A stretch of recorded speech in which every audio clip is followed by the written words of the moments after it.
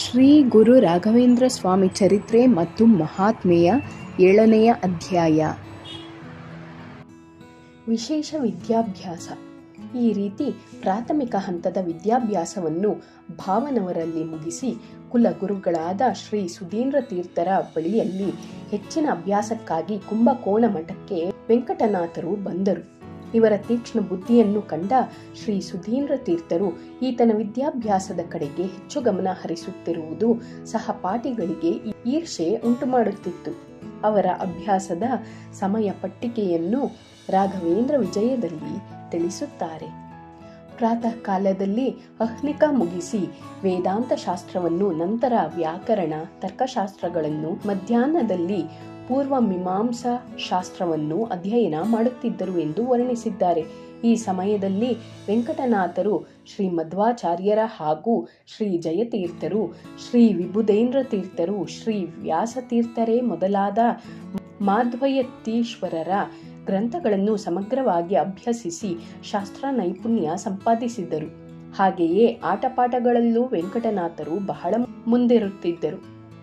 ಉಕ್ಕಿ ಹರಿಯುವ ಜಲವುಳ್ಳ ನದೀ ಪ್ರವಾಹದಲ್ಲಿ ಲೀಲಾಜಾಲವಾಗಿ ನೇರವಾಗಿ ಎದುರು ಈಜುವುದು ನೋಡಿದರೆ ಮುಂದೆ ವೇದಾಂತ ಮಾರ್ಗದಲ್ಲಿ ಎಂತಹ ಪರಿಸ್ಥಿತಿ ಬಂದರೂ ನಿಭಾಯಿಸುವ ಚಾಕಚಕ್ಯತೆ ಇವರಿಗೆ ಇರುವಿಕೆಯನ್ನು ತೋರುತ್ತಿತ್ತು. ಸ್ಪಷ್ಟವಾದ ಮಂತ್ರೋಚ್ಚಾರಣೆ ಮತ್ತು ಸಂಗೀತದ ಸುಸ್ವರಗಳ ಅಭ್ಯಾಸ ಮತ್ತು ವೀಣಾವಾದನದಲ್ಲಿ ನೈಪುಣ್ಯಗಳು ವೆಂಕಟನಾಥರಿಗೆ ಹುಟ್ಟಿನಿಂದ ಬಂದ ಬಳುವಳಿಗಳೆನ್ನಬಹುದು. ಶ್ರೀ ಸುಧೀಂದ್ರ ತೀರ್ಥರಿಗೆ ಇಂತಹ ಶಿಷ್ಯಾಗ್ರೇಸರನು ದೊರಕಿದನೆಂದು ಅಮಿತಾನಂದವಾಯಿತು. ಆ ಕಾಲದಲ್ಲಿ ಅಧ್ಯಾಪನ, ಅಧ್ಯಯನಾದಿ ಗ್ರಂಥಗಳ ಪರಿಶೀಲನೆಗೆ ಕಾಲ ಪರಿಮಿತಿಯೇ ಇರುತ್ತಿರಲಿಲ್ಲ. ಅಧ್ಯಯನ ಮಾಡಿದ ಶಾಸ್ತ್ರದಲ್ಲಿ ಅಸದೃಶ ಪಾಂಡಿತ್ಯ ಸಂಪಾದಿಸುವುದೇ ಗುರಿಯಾಗಿತ್ತು. ಎಲ್ಲ ಶಾಸ್ತ್ರಗಳಲ್ಲೂ ಪಾಂಡಿತ್ಯ ಸಂಪಾದಿಸಿದರೂ ಅವರಿಗೆ ವ್ಯಾಕರಣದಲ್ಲಿ ತಲಸ್ಪರ್ಶಿ ಜ್ಞಾನ ಬಹು ಚೆನ್ನಾಗಿತ್ತು. ಆಗಿನ ವಿದ್ವಾಂಸರು ಕೂಡ ತಮಗಿಂತಲೂ ಶಿಷ್ಯರು ಪಂಡಿತರಾದರೆ ಚಿಚ್ಛಾದಿಚ್ಛೇತ್ ಪರಾಜಯಂ ಎಂಬಂತೆ ಶಿಷ್ಯರಿಂದ ಸೋತರೂ ಸಂತೋಷಪಟ್ಟು ಹರಸುತ್ತಿದ್ದರು. ಅಂದರೆ ಶಿಷ್ಯನಿಂದ ಸೋಲನ್ನು ಒಪ್ಪಿಕೊಳ್ಳುವ ವಿಶಾಲ ಮನೋಭಾವದವರು ಆಗಿನ ವಿದ್ವಾಂಸರು.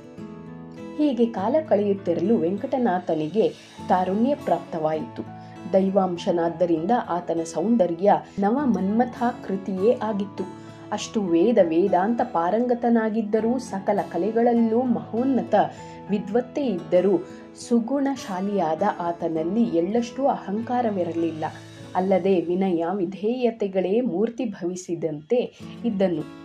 ಈತನಿಗೆ ನೂತನವಾಗಿ ಬಂದ ಸೂಕ್ಷ್ಮವಾದ ಗಡ್ಡ ಮೀಸೆಗಳು ಮುಖದಲ್ಲಿರುವ ವೇದರಾಶಿಗಳ ನಿಧಿಗೆ ಸಂಕೋಲೆಯನ್ನು ಹಾಕಿದಂತೆ ಕಾಣುತ್ತಿತ್ತು.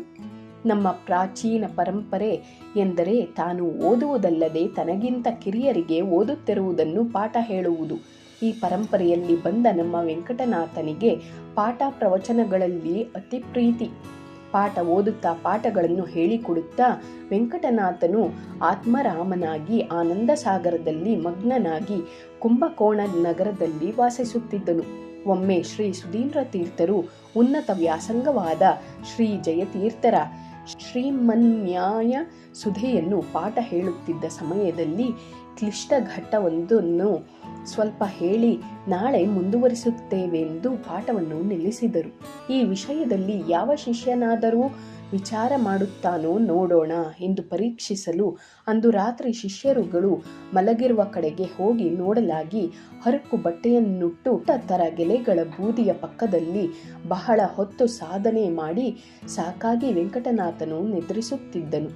ಅವನು ತನ್ನ ಹತ್ತಿರವಿಟ್ಟುಕೊಂಡಿರುವ ತಾಳೆಗರಿಯ ವಹಿಯನ್ನು ನೋಡುತ್ತಾರೆ. ಬಹು ಆಶ್ಚರ್ಯವಾಯಿತು.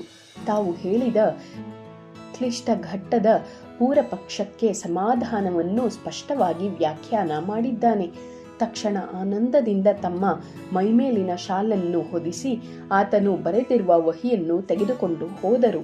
ಮರುದಿನ ಬೆಳಿಗ್ಗೆ ಗುರುಗಳ ಶಾಲು ತನ್ನ ಮೇಲಿರುವುದನ್ನು ನೋಡಿ ಹೌಹಾರಿ ತನ್ನನ್ನು ಕಳ್ಳನನ್ನಾಗಿ ಮಾಡಲು ಸಹಪಾಠಿಗಳು ಈ ಕೃತ್ಯವೆಸಗಿರಬಹುದೆಂದು ಚಿಂತಿಸುತ್ತಾ ಸ್ನಾನಾದಿಗಳು ತೀರಿದ ಮೇಲೆ ಗುರುಗಳ ಬಳಿ ಬಂದಾಗ ಶ್ರೀಗಳವರು ತಾವು ರಾತ್ರಿ ಕಂಡ ದೃಶ್ಯವನ್ನು ಶಿಷ್ಯರಿಗೆಲ್ಲ ವಿವರಿಸಿದರು. ತಾವು ಹಿಂದಿನ ದಿನ ಕ್ಲಿಷ್ಟ ಭಾಗಕ್ಕೆ ಚೊಕ್ಕವಾಗಿ ವ್ಯಾಖ್ಯಾನಿಸಿರುವ ವೆಂಕಟನಾಥನನ್ನು ಹೊಗಳುತ್ತಾ, ನೀನು ಇಟ್ಟಿರುವ ಪರಿಮಳವೆಂಬ ಹೆಸರು ನಿಜವಾಗಿಯೂ ಯಥಾರ್ಥವಾಗಿದೆ.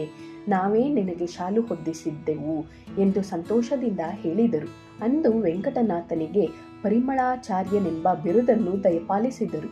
ಇದೇ ರೀತಿ ಶ್ರೀನಾರಾಯಣ ಪಂಡಿತಾಚಾರ್ಯರ ಅಣುಮಧ್ವ ವಿಜಯ ಅಥವಾ ಪ್ರಮೇಯನ ಮಾಲಿಕಾ ಎಂಬ ಗ್ರಂಥಕ್ಕೆ ಗೂಢಭಾವ ಪ್ರಕಾಶಿಕ ಎಂಬ ವ್ಯಾಖ್ಯಾನವನ್ನು ಪರಿಸ್ಫುಟವಾಗಿ ವೆಂಕಟನಾಥರು ರಚಿಸಿದರು. ಈ ಚಿಕ್ಕ ಗ್ರಂಥಕ್ಕೆ ರಚಿಸಿರುವ ವ್ಯಾಕರಣಾದಿ ವಿವರಣೆ ನೋಡಿದರೆ ಅವರ ವ್ಯಾಖ್ಯಾನ ವೈಖರಿ ಎಂತಹ ಪಂಡಿತನಿಗೂ ಆಶ್ಚರ್ಯ ಉಂಟು ಮಾಡುತ್ತದೆ. ಆಗಿನ ಕಾಲದಲ್ಲಿ ಪೀಠಾಧಿಪತಿಗಳಿಂದಲೇ ತತ್ವ ಪ್ರಚಾರಗಳು ನಡೆಯುತ್ತಿದ್ದವು. ಅದರಂತೆ ಶ್ರೀ ಸುಧೀಂದ್ರರು ತತ್ವ ಪ್ರಚಾರಕ್ಕಾಗಿ ಸಂಚಾರ ಹೊರಟರೆ ವೆಂಕಟನಾಥ ಕೂಡ ಹಿಂಬಾಲಿಸಲೇಬೇಕು. ಚೋಳ ದೇಶದ ಬ್ರಾಹ್ಮಣಾಗ್ರಹಾರಗಳು ಪಾಂಡಿತ್ಯದ ತವರೂರು. ಎಲ್ಲ ಮನೆಗಳಲ್ಲೂ ಸರಸ್ವತಿ ಪುತ್ರರೇ. ಅಲ್ಲಿ ನಡೆಯುವ ಹೋಮ ಹವನಗಳ ಹೊಗೆಯೂ ದಟ್ಟವಾಗಿ ಕಾರ್ಮೋಡ ನಿರ್ಮಾಣವಾಗುತ್ತಿತ್ತು. ಇಂತಹ ಚೋಳ ದೇಶದ ಸಂಚಾರಕ್ಕೆ ಶಿಷ್ಯ ಸಹಿತರಾಗಿ ಶ್ರೀ ಸುಧೀಂದ್ರ ತೀರ್ಥರು ಹೊರಟರು. ಅಲ್ಲಿ ಎಲ್ಲೆಡೆಗೂ ಶ್ರೀಗಳವರಿಗೆ ವಿಜೃಂಭಣೆಯ ಸ್ವಾಗತ ದೊರೆಯಿತು. ಶ್ರೀ ಕ್ಷೇತ್ರ ಮನ್ನಾರುಗುಡಿ ಎಂಬಲ್ಲಿರುವ ಶ್ರೀ ಕೃಷ್ಣದೇವನ ದೇವಾಲಯದ ಬಳಿ ಶ್ರೀಗಳವರಿಗೆ ಒಬ್ಬ ಅದ್ವೈತ ಸನ್ಯಾಸಿಯೊಬ್ಬರು ವಾದ ಮಾಡಲು ಸಿದ್ಧರಾಗಿ ಬಂದರು. ಆದರೆ ದ್ವೈತ ಅದ್ವೈತಗಳೆರಡೂ ಪರಸ್ಪರ ಉತ್ತರ ದಕ್ಷಿಣ ಧ್ರುವಗಳೇ ಆಗಿವೆ. ಜೀವ ಬ್ರಹ್ಮೈಕ್ಯ ಅದ್ವೈತವಾದರೆ ಜೀವ ಬೇರೆ ಬ್ರಹ್ಮ ಬೇರೆ ಎಂದು ಸಾರುವುದೇ ದ್ವೈತ ತತ್ವ. ವೆಂಕಟನಾಥನು ಅದ್ವೈತವಾದವನ್ನು ವೇದ ಪುರಾಣಗಳ ಆಧಾರದಿಂದ ಅತ್ಯದ್ಭುತವಾಗಿ ಖಂಡನ ಮಾಡಿ ದ್ವೈತ ತತ್ವವನ್ನು ಸಿದ್ಧಾಂತ ಮಾಡಿದನು. ಇಡೀ ತತ್ವಶಾಸ್ತ್ರ ಹಾಗೂ ವ್ಯಾಕರಣ ಶಾಸ್ತ್ರಗಳು ಅವನ ಹೃದ್ಗತವಾಗಿದ್ದರಿಂದ ಅವನ ಸ್ಪಷ್ಟವಾದ ನಿಲುವಿನ ವಾಗ್ದಾಟಿಗೆ ಪ್ರತಿವಾದಿಗಳು ನೇರವಾಗಿ ನಿರುತ್ತರರಾಗಿ ಹೋದಾಗ ಶ್ರೀ ಸುಧೀಂದ್ರ ತೀರ್ಥರ ಸಂತೋಷಕ್ಕೆ ಪಾರವೇ ಇಲ್ಲ.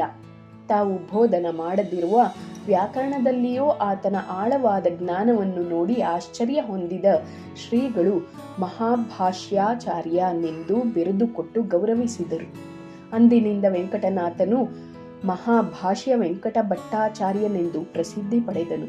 ಶ್ರೀಗಳವರೊಂದಿಗೆ ವೆಂಕಟ ಭಟ್ಟರು ತಂಜಾವೂರಿಗೆ ಸಂಚಾರತ್ವೇನ ಬಂದಾಗ ರಾಜನ ಆಸ್ಥಾನದ ಪಂಡಿತ ಪ್ರಕಾಂಡನಾದ ಯಜ್ಞನಾರಾಯಣ ದೀಕ್ಷಿತರೆಂಬುವರು ಪೂರ್ವಮೀಮಾಂಸಾ ಶಾಸ್ತ್ರದಲ್ಲಿ ವಾದಕ್ಕಿಳಿಯಲು ಅವರಲ್ಲಿ ಕಾಕತಾಳೀಯ ಶಬ್ದದ ಮೇಲೆ ವಾದ ವೈಖರಿಗಳು ನಡೆಸಿ ಆತನನ್ನು ಜಯಿಸಿದರು. ಎಂಬಲ್ಲಿಗೆ 7ನೇ ಅಧ್ಯಾಯವು ಮುಗಿಯಿತು.